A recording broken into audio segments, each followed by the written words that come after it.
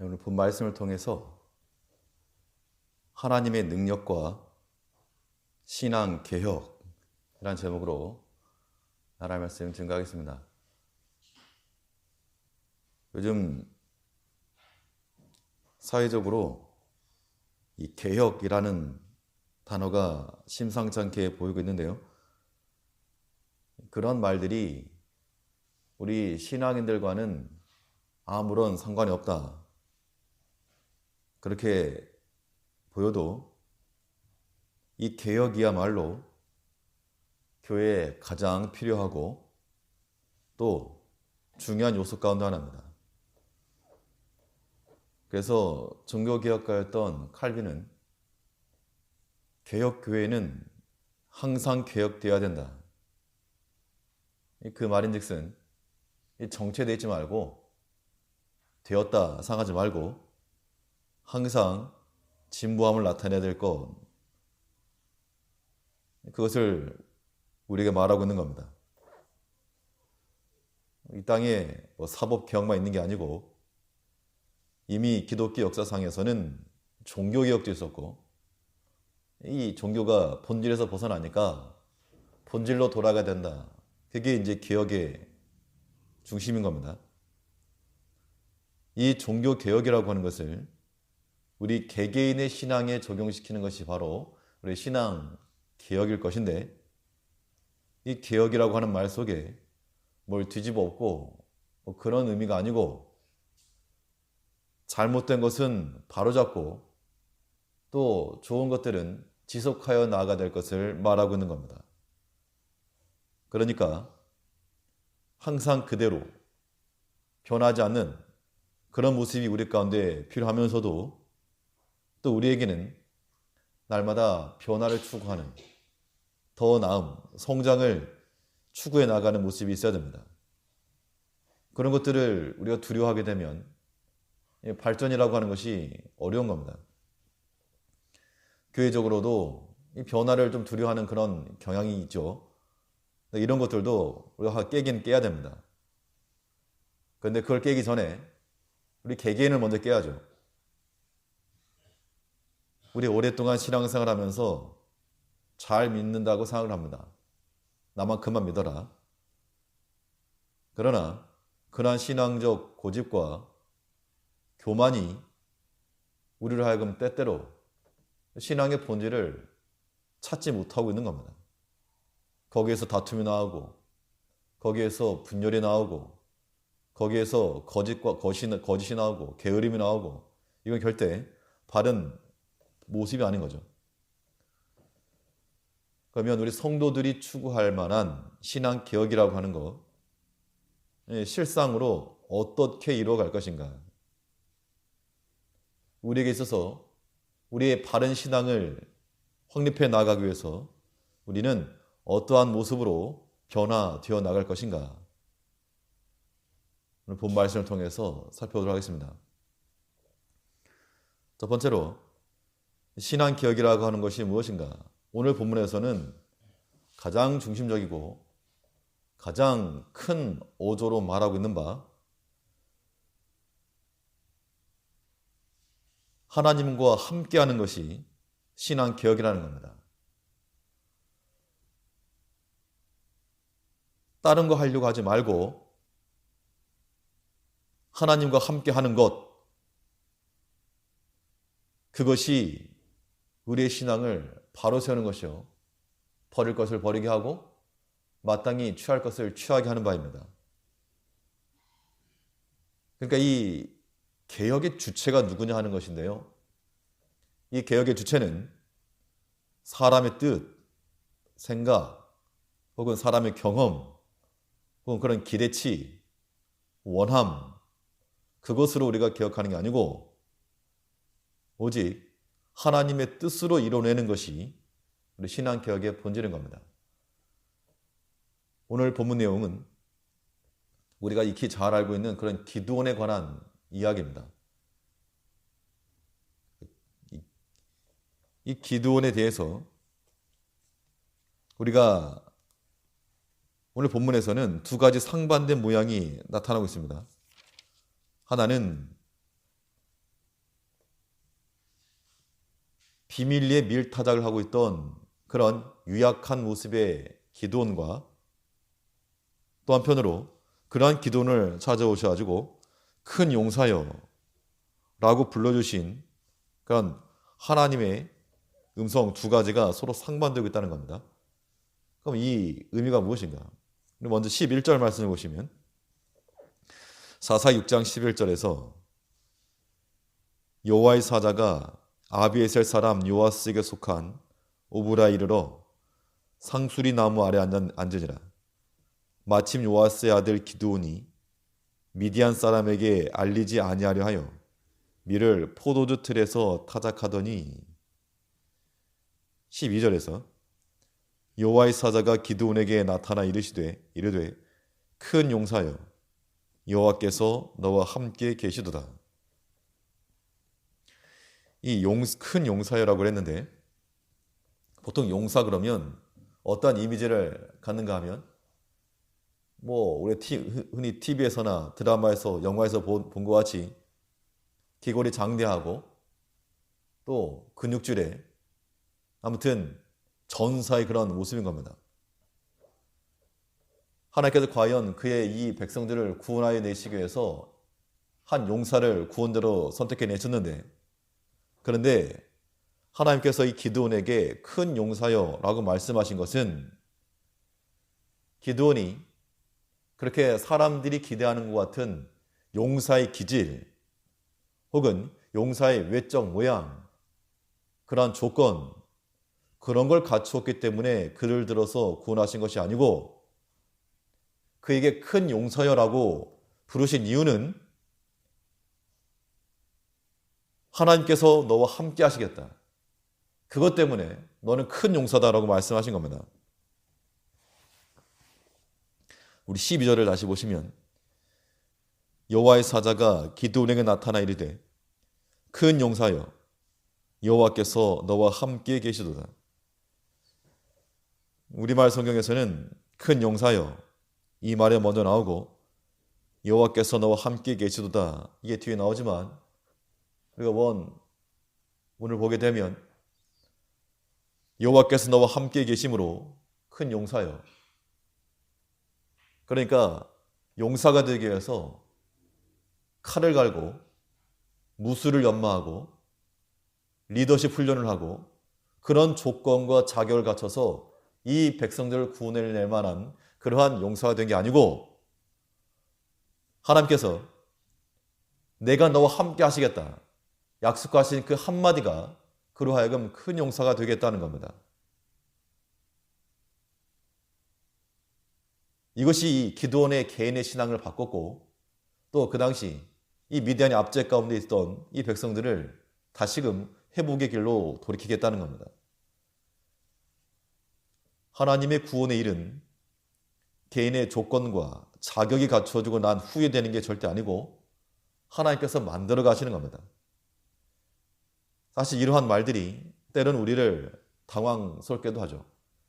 우리는 보통 생각하기를 내가 이것도 갖추고 쉽게 말하면 이런 거죠. 자격증도 좀 따고 어학도 좀 공부하고 이런 것들을 좀 따놔야 뭔 일에 쓰임 받을 것이다. 사실 그게 필요 없는 건 아니죠.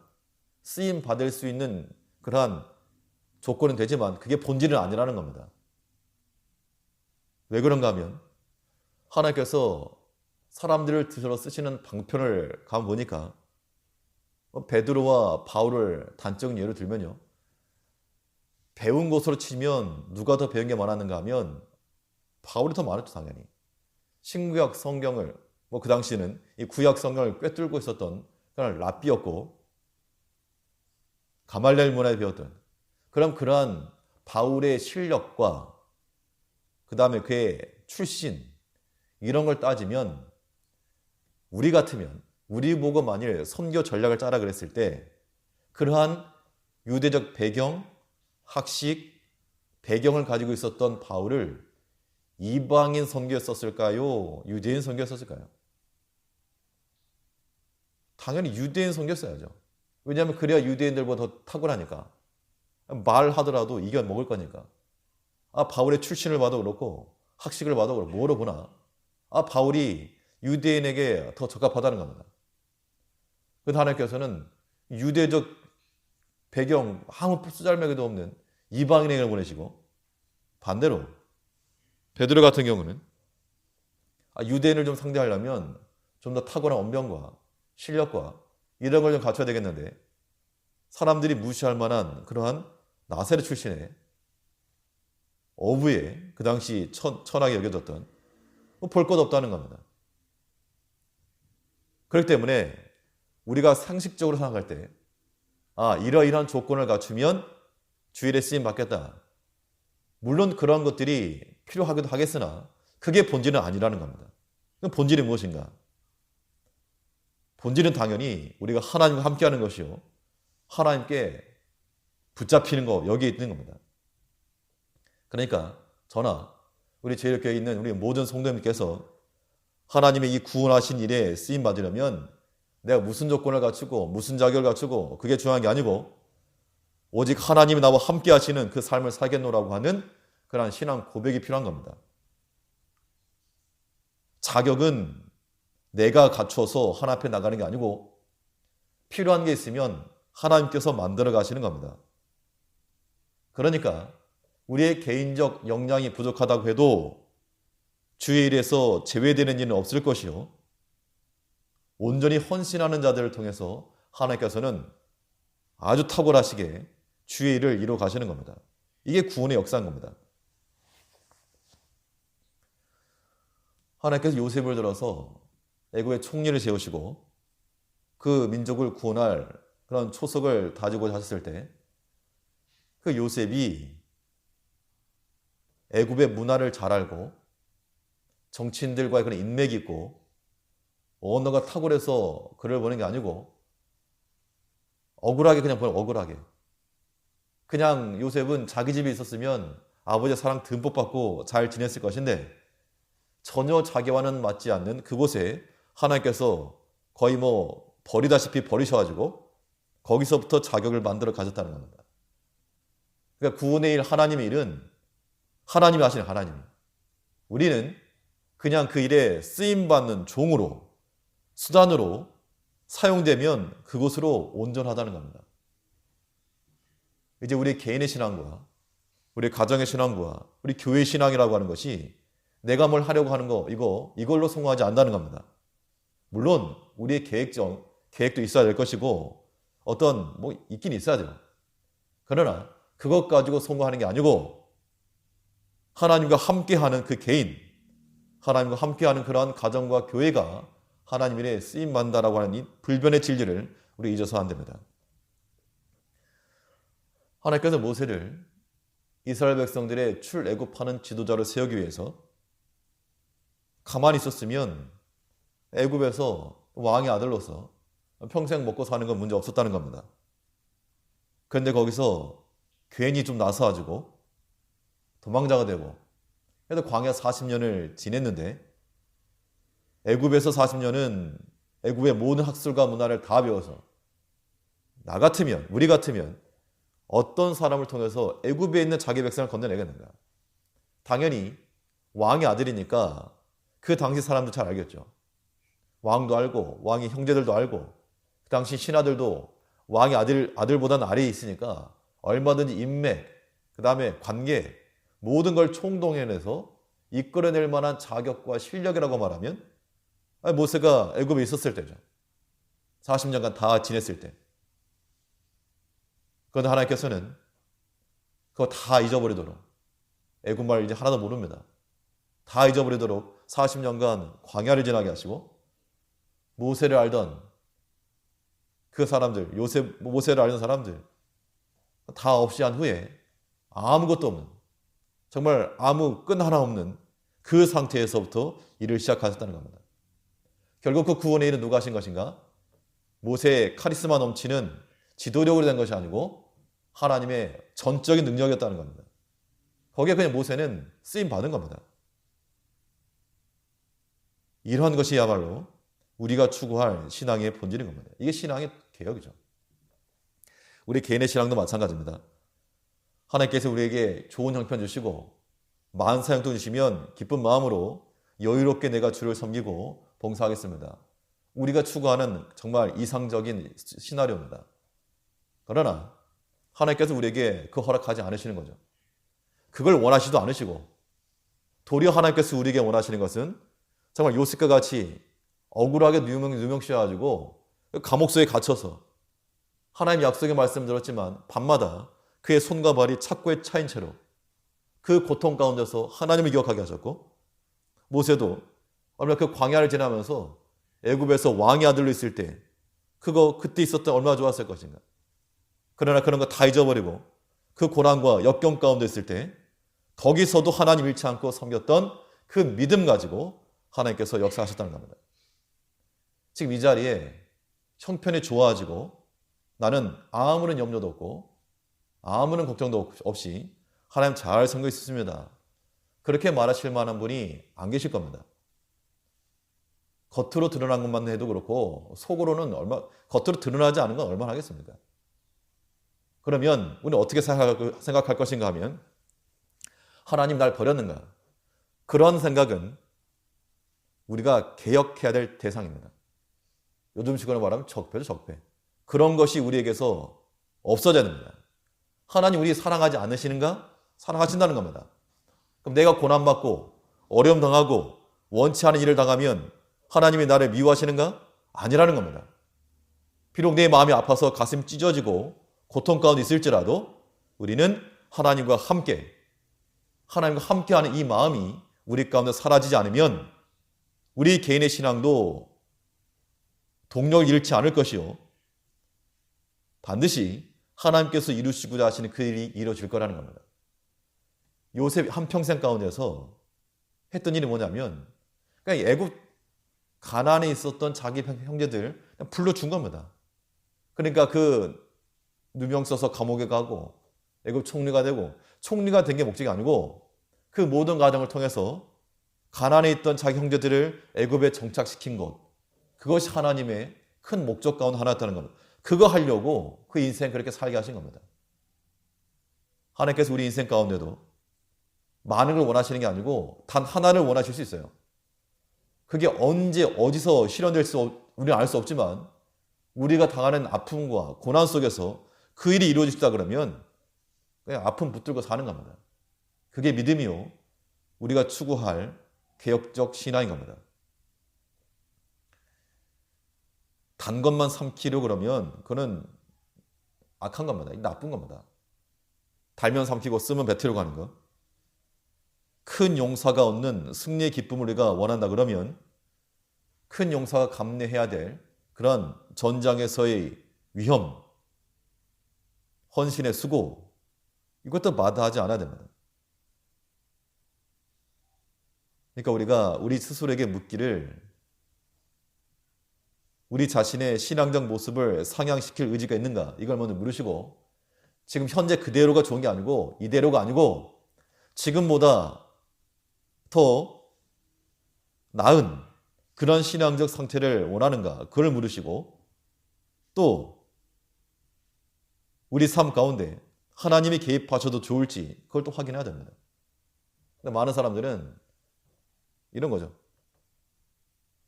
수입이 많아지는 건 찬성이고 더 많이 수고하는 것은 싫고, 근데 그런 마음을 가지고 누군가 어떤 반대를 하고 파업을 한다 그러면 지탄의 대상이죠. 우리가 하나 앞에서 그렇다는 겁니다. 뭐 좋은 거 단 거 삼킬 줄은 알았지, 조금만 내뱉으면 그거 싫어가지고 입에 들어오자마자 패 뱉어버리는 겁니다. 어린 아이들 같은 거죠. 그거 삼키고 소화시키면 유익한 건데 내 입에 지금 쓰니까 뱉어버리는 겁니다. 하나님께서 우리 인생 가운데 개입하셔도 좋은가? 때로 우리로 하여금 고난받게 하시는 그 과정 집어넣어도 괜찮은가? 이 질문에 대해서 우리가 어떤 대답을 하는가에 따라 우리의 신앙적 면모가 좀 더 개선될 것인지 아니면 그대로일지가 결정되는 겁니다. 온전히 내어드려야죠. 우리가 역사적으로 IMF라고 하는 것을 겪지 않았습니까? 사실은 그 과정 속에서 많은 그런 아픔들이 있었죠. 뭐 나라 전체적으로 보면 경제 주권을 빼앗겼다. 참 수치스러운 겁니다. 그런데 그 당시 뭐 경제 주권을 빼앗겼네, 많은 사람들이 파산을 하고 어려움을 겪었네 했지만 그러한 과정이 있었기 때문에 IMF의 모든 주권을 다 내주고 좀 살려주시오 했기 때문에 그나마 감당할 수 있는 살 길을 얻은 겁니다. 우리가 우리 인생의 주권을 하나님께 내어드리고 하나님이 좀 살려주십시오 라고 우리 자신을 내어드릴 때라야만이 거의 실질적인 개혁 드라이브가 걸리는 겁니다. 우리 자신만 아닌 겁니다. 나만 믿는 게 아니잖아요. 우리 자신과 우리 자녀들과 우리 모든 믿음의 형제들, 하나님께서 내게 주신 모든 영향권 안에 있는 모든 사람들, 구성원들 다 하나님께 다 내어드리는 겁니다. 하나님 겁니다. 그 믿음 가지고 우리가 기도하자는 겁니다. 그러면 하나님 거니까 하나님께서 알아서 하실 거예요. 과도한 걱정하지 마시고 이런 거죠. 이제 좀 나이가 드신 그런 부모님들 세대는 자녀 사랑하시는 것들이 각별하시기 때문에 이 자녀들 위해서 염려를 많이 하십니다. 우리 아들, 딸들 뭐 어떻게 좀 잘 좀 되라고. 그럴 때마다 보통 자녀들이 하는 말은 뭡니까? 아유, 어머니 걱정하십시오. 부모님이나 잘 건강하십시오. 그런 말 하는 경우가 보통일 터인데 우리는 하나님의 것을 과도히 내가 염려하려 하지 말고 우리가 감당해야 될 그 몫을 감당하면 되는 겁니다. 하나님이 하실 일은 하나님이 하시고 우리 자신을 하나님께 내어드리고 우리가 하나님과 함께 서기만 하면 하나님께 이루실 일이라고 하는 겁니다. 16절 말씀에도 보시면 12절에서 내가 너와 함께 하시겠다라고 하였고 16절에서도 이 기드온의 그러한 이야기가 있을 때 하나님께서 다시 한번 확증해 주시는 겁니다. 15절부터 보시면요. 기드온이 그에게 대답하되 주여 내가 무엇으로 이스라엘을 구원하리이까? 보소서 나의 집 므낫세 중에 극히 약하고 나는 네 아비 집에서 제일 작은 자니이다. 여호와께서 그에게 이르시되 내가 반드시 너와 함께하리니 내가 미디암 사람 치기를 한 사람을 치듯하리라. 미디안 사람 치기를 한 사람 치듯하리라. 만일 그것이 가능했다 그러면 왜 7년 동안 하나님께서 역사하지 않았는가? 그러나 이것이 이제 가능할 것이다 라고 약속하신 이유는 딱 한 가지죠.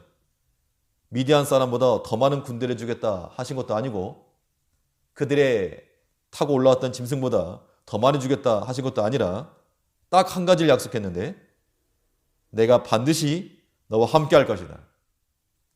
이것만이 우리가 하나님의 일을 할 수 있는 자격이요 또한 온전한 준비라고 하는 겁니다.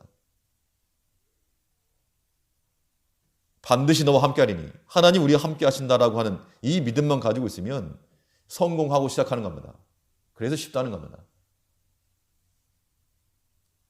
다른 거 없고 오직 하나님께서 함께 하시는 거 그거 믿고 나만이 아니라 모든 자녀들, 형제들, 모든 구성원들 다 하나님께서 살려주시고 구원 베푸실 거 그거 믿는 마음으로 우리가 주 안에 바로 서 있으면 하나님 역사하실 겁니다. 아브라함 한 사람 때문에 조카 롯이 구원받았죠. 아브라함 때문에 그의 조카 구원받은 겁니다. 그런 믿음을 가지면 하나님 앞에 바로 껴있는 우리 한 사람을 통해서 우리 사랑하는 자녀들, 가족들 하나님께 반드시 구원해 내실 거 믿고 하나님께 떠나지 말고 살살 빠져나가지 말고 그 곁에 곧 붙들고 서나가는 우리가 되어야 됩니다.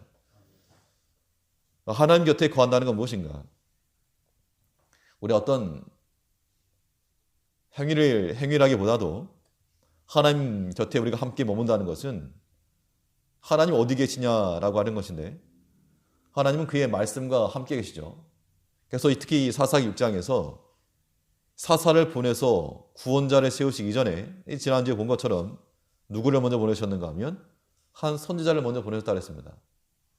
극심한 고난 중에 빨리 고쳐주지 그 과정 가운데서 지리하게끔 한 선지자를 보내셔가지고 옛날 옛적에 너희 조상들 때 있었던 그 이야기들을 또 반복을 하고 있는데 이 말은 즉슨 하나님의 구원하는 능력은 다른 데 있지 않고 그 선포되어진 말씀에 있다 이야기입니다.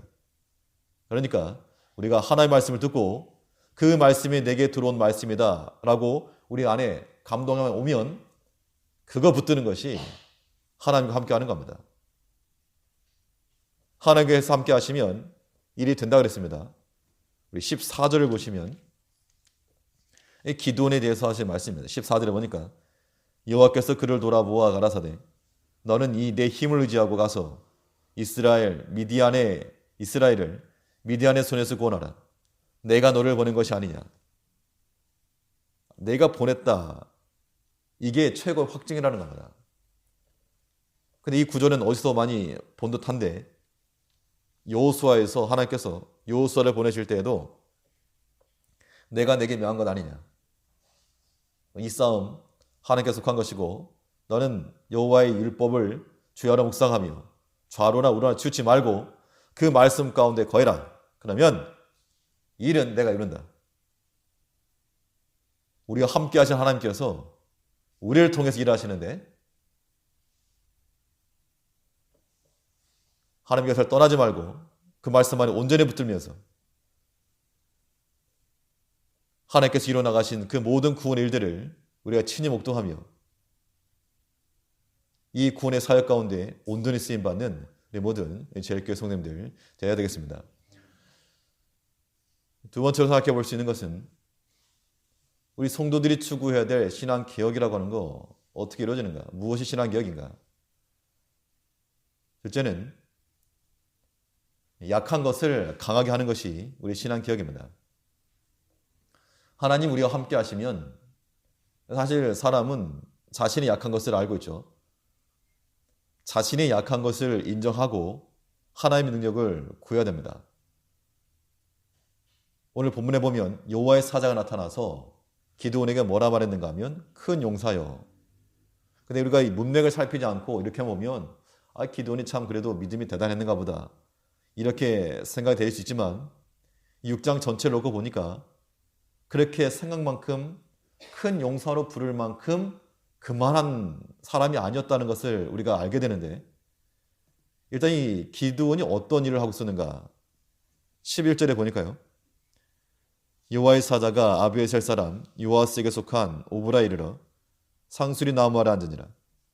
마침 요아스의 아들 기드온이 미디안 사람에게 알리지 아니하려 밀을 포도주 틀에서 타닥하더니 밀을 포도주 틀에서 타닥하고 있을 때 여호와의 사자가 나타나서 큰 용사여 그랬다는 겁니다. 포도주 틀에서 밀을 타닥했다는 게 무슨 의미인가? 보통 타작이라고 하는 것은 곡식을 거둔 다음에 이제 쉽게 말하면 도리깨 같은 걸 찌면서 결을 날려보내는 거죠. 타작 마당이 어디 있는가? 집집마다 하나씩 있는 게 아니고요. 동네에 한 개씩 있는데 그것이 바람이 좀 잘 불고 모든 사람이 함께 모일 수 있는 그러한 오픈된 그런 공간에서 타작을 하게 되어 있습니다. 그런데 지금 이 기도는 왜 그런 포도주 틀에서 타작을 하고 있었는가? 이 본문에 있는 그대로 미디안 사람에게 알리지 아니하랴요. 타작마당에서 타작하고 있으면 미디안 사람이 보고 저거 타작한다. 또 약대 끌고 올라와가지고 다 훔쳐갈까봐 그게 무서워가지고 포도주 틀에서 포도주 틀에서 했다는 얘기는 모르겠다 그 얘기죠. 포도주 틀에서 아마 포도주 틀이라고 하는 게 계시록 갈 때 한번 보여드렸지만 그냥 포도를 놓고 밟는 정도니까 쉽게 말하면 그냥 작은 욕조 정도의 그만한 높이입니다. 안 보이려고 하니까 아마 주저앉아서 했겠죠. 쪼그리고 앉아가지고 곡식을 떨려고 했을 때 크게 터는 게 아니고 그냥 조그만 몇 개 주워가지고 그냥 손으로 톨톨톨 터는 정도. 그럼 그걸 하면서 어떤 마음을 가졌을까? 그 당시 제가 입장을 한번 바꿔 생각해 봤더니 참 안 됐다는 그런 생각이 들었고 제 자신에 대한 제가 만약 그런 기도원 입장이라 그러면 참 한심하다 이런 생각이 드는 겁니다. 정말 이거 참 상황이 안 됐고 여기서 이러고 있는 내가 참 한심하고 불쌍하고 신세한탄이 들게 마련이라는 겁니다. 큰 용사라 그러면 담대하게 나가서 쳐야죠. 하다못해 누가 올라온다 그러면 손에 들고 있는 것으로 600명을 치든지. 근데 그만한 능력과 담대함이 없었다는 겁니다.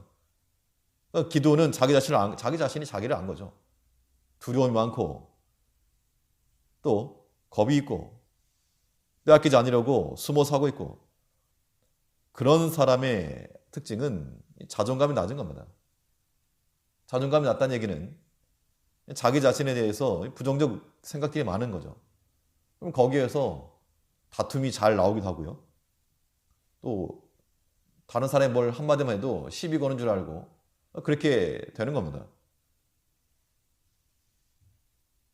그런데 하나님께서는 이런 사람이라도 들어주셨다는 이런 사람이라도. 그럼 이 기드온은 그 두려움 속에서 이 타작마당 속에서 있었지만 그 상태에서 그대로 있지 않았고 거기서 뛰쳐나와서 이제 6장을 지나고 나서 이 전장에 뛰어 들어갔습니다. 300명 다 아시죠? 300명 가운데 진두지휘하는 그런 모습을 보게 되면 전에 이 포도주 틀에 숨어서 밀 타작하던 그런 모습은 절대 아닌 겁니다. 그러니까 자기 자신이 인식할 정도로 내가 정말 뼈저리게 한탄할 정도로 여겼던 자기 자신의 약함, 그것을 그대로 두지 말고 바꾸라는 겁니다. 바꾸라는 거. 이게 신앙 개혁인 거예요. 우리 스스로가 잘 알고 있는 겁니다. 내 자신의 약점이 무엇인가. 굳이 난 말 안 해도 잘 알죠. 그대로 가지고 있지 말고 그걸 변화시키라 그 이야기입니다. 행동적인 측면에서 실수가 많다. 약점인 거 알면 그거 고치라는 것이고 언어적인 측면에 실수가 있다. 알면 그거 고치라는 겁니다. 우리 약함이라고 하는 것을 성경에서 바울은 말하기를 내 약한 거 자랑한다 그랬죠. 약한 것 자체가 자랑이 아니고 내 약한 것 때문에 하나님의 강한 것을 의지했다 그 이야기입니다. 그리고 우리는 그 약한 거 붙들고 회개해요. 회개. 약한 게 뭔지 아니까 그것만 고치면 되는 겁니다. 그것만 고치면. 근데 그 약한 거라고 하는 게 여간에서 고쳐지지가 않죠. 고쳤는가 생각해보면 또 어느새 나오기도 하고. 근데 우리는 이게 그래서 말 그대로 날마다 개혁되어야 된다. 그게 그 말인데 우리에게 약한 것이 있을지라도 사실 기도는 큰 용사라고 불릴 만한 그런 자격이나 요건이 되지 않았습니다. 그 스스로가 생각을 해봐도 내가 무슨 큰 용사인가 내가. 나는 그럴 만한 용기도 없고 뒤에 가보면 그런 시시콜콜하게 하나님 앞에 이것 좀 표정 보여주세요. 보여주세요. 하는 거 보면 이건 정말 어떤 남성성을 일으킬 만한 그런 모습은 아니었다는 겁니다. 그러나 그런 자라도 하나님께서 들어 쓰신 겁니다. 이제 우리가 우리 자신이 약함을 알고 차마 남에게 말 못할 그런 고충이 있고 약함이 있을지라도 우리는 그 약한 것을 그대로 둘 때는 약한 것대로 살 수밖에 없지만 하나님 의지하는 마음 가지고 그 약한 것을 고쳐나갈 때 약한 것 고치는 방법은 하나님과 함께 하는 겁니다. 이게 별개의 것이 아니고 하나예요. 하나. 하나님과 함께 할 때 우리 약한 것이 고쳐질 수 있는 겁니다. 우리 형편과 처지에 발목 잡히지 말고 그것을 오히려 강점으로 특화할 줄 아는 거. 그것이 우리를 빛나게 하는 겁니다. 자신이 약한 것을 뛰어넘는 그런 신앙적 행동들이 반드시 동반되어야 됩니다. 그래서 우리 주변에는 조금만 잘해도 칭찬받는 사람이 있고 또 아주 잘한 경우에도 불구하고 비난받는 경우가 있습니다. 약한 사람이 자신을 뛰어넘는 행동할 때는 큰 칭찬에 따르기 마련이죠. 아무도 기대 안 했는데 해낸 걸 보니까 참 대단하다. 근데 기대치가 큰 사람은 뭐 기대만 미치지 못하면 도리어 욕을 먹기 마련입니다. 우리가 별로 약한 자일지라도 조금만 수고해도 하나님께서 기뻐하시고 사람들도 기뻐한다는 겁니다. 조금만 수고를 해도 조금만 뛰어넘어도. 어떤 분이 이렇게 비유를 하는데 신앙의 유형에는 다니엘 형이 있고 기드온 형이 있다. 다니엘 같은 경우에는 뭐 사자굴에 들어간다 그래도 창문 열어놓고 대놓고 대범하게 또 금신상 앞에서 절하지 않는다. 꼿꼿하게. 정말 이 사람은 대단한 그런 심지를 가지고 누가 보더라도 저 다니엘은 애지가는 거 가지고는 안 돼. 그러니까 믿음의 사람이었고 기드온 유형은 무서워가지고 벌벌 떨고 못하는데 하면서 그러나 하나님이 함께 하심으로 말미암아 해내는. 그러면 이 기드온은 약함이 많았지만 그 조그만 걸 넘어서니까 자신의 약함을 가지고도 충분히 쓰임받았다는 겁니다. 우리가 우리 자신을 생각하면 참 한심한 그지가 없습니다. 나 같은 것을 하나님께서 어떻게 사용하시겠는가? 그러나 나 같은 것을 볼 게 아니고 이런 우리라도 들어서신 하나님이시오. 우리의 이런 모습, 약한 모습을 강하게 바꾸라고, 약한 것을 좋은 면으로 좀 바꿔서 하나님 의지하고, 그래서 주일에 좀 쓰임 받으라고, 엎드려 기도하고 하나님 앞에 매달리는 사람들하고 약한 거 주신 줄 알고 왜 내게 이거 줬느냐? 투정 부릴 게 아니고 또 우리 좋은 거 준 겁니다. 좋은 거 준 줄 알고 믿음 안에서 소화를 하고 우리 약한 것들을 강한 것으로 변화시켜 나가는, 그래서 하나님께서 이루시는 그 일에 변방에 서는 것이 아니고 주역으로서 주일을 감당해낼 수 있는 우리 믿음의 백성들이 되어야 되겠습니다. 마지막으로 우리 성도들이 추구할 신앙개혁이라고 하는 것, 어떻게 이룰 것인가? 신앙개혁이 무엇인가? 하나님의 은혜를 따라 행하는 것이 신앙개혁이라는 겁니다. 무엇이 우리의 동인이 되는가? 은혜 받은 마음으로 나가는 것, 그것이야말로 우리의 모든 것을 바로잡는 기강이 되는 겁니다. 이 기드온은 하나님 함께 해주실 것을 믿었죠. 그리고 그 은혜를 확증하기를 원했다는 겁니다. 17절 말씀을 보니까 기드온이 그에게 대답하되 내가 주께 은혜를 얻었사오면 나와 말씀하신 이가 주 되시는 표징을 내게 보이소서. 물론 다음 주에도 연결해서 보겠지만 이게 잘한 거냐 못한 거냐 이걸 떠나서 하나님의 은혜로 되어진 것을 확증하고 나가겠다는 겁니다. 또 하나님께서 은혜로 베푸신 일이면 그 일에 순종하겠다라고 하는 그러한 표현이기도 하죠. 하나님 우리와 함께 하시고 또 우리가 하나님 편에만 서면 이 구원의 일은 하나님께서 이루어 가시는 겁니다. 근데 또 한 가지 우리가 기억할 것은 무엇인가 하면 이 하나님의 은혜를 따라 행한다는 게 반드시 해야 될 일 하나 있는데요. 하나님 은혜가 우리 가운데, 우리가 하나님 앞에 하나님 말씀에 은혜를 받는다든지 아니면 여러 가지 섭리 사건을 통해서 은혜를 받는다 그러면 그 은혜가 반드시 우리 안에서 작용해야 될, 해야 될 일 하나 있는데요. 그게 무엇인가 하면 우리의 불편한 마음을 치료해야 됩니다. 불편한 마음이라고 하는 것이 때로는 원망이 될 수 있겠고 때로는 시기가 될 수 있겠고 때로는 미움이 될 수 있겠죠. 그러한 불편한 마음들을 펴내는 것이 하나님의 은혜, 하나님께 받는 은혜가 해야 될 일이라고 하는 겁니다. 오늘 본문에서 하나님께서 하시고 하나님께서 말씀하시고 또 기도원이 말한 두 가지 장면이 나오는데요. 서로 상반된 이야기를 하고 있습니다.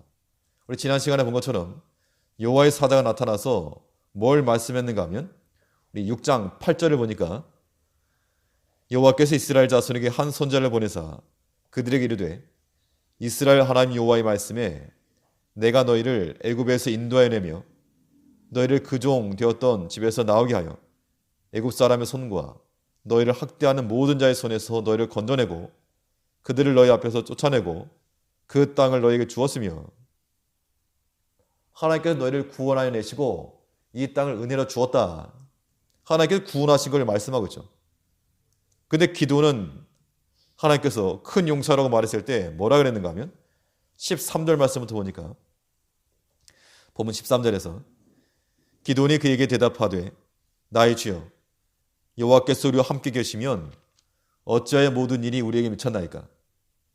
또 우리 열조가 일찍 우리에게 이르기를 여호와께서 우리를 애굽에서 나오게 하신 것이 아니냐 한 그 모든 이적이 어디 있나이까.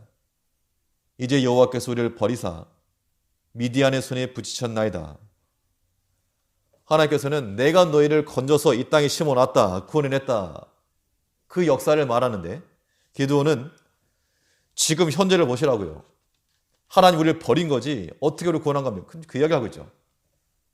하나님의 관점과 이 기드온의 관점이 완전히 달랐는데 하나님의 말씀과 은혜를 받는다는 것은 우리의 생각과 사상과 기억이라고 하는 것이 하나님의 것과 동일하게 가는 겁니다.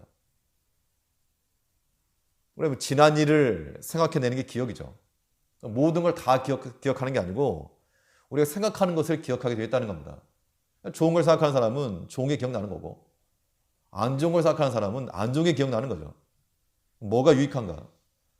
무엇을 안 좋은 걸 기억합니까? 그래서 좀 잊어버리고 유익한 거, 하나님 우리를 구원하신 거, 은혜 받았던 거, 그런 것들을 기억해내면 구겨졌던 우리 마음이 펴지는 겁니다. 이제 우리가 하나님의 은혜를 따라서 행하는 것이 신앙 개혁인 것만큼 하나님의 말씀을 듣고 하나님의 모든 섭리하신 역사를 따라서 우리 마음 가운데 하나님을 향해서 불편하던 이런 마음들이 다 사라지고, 하나님께만 아니고 사람에게도 마찬가지입니다.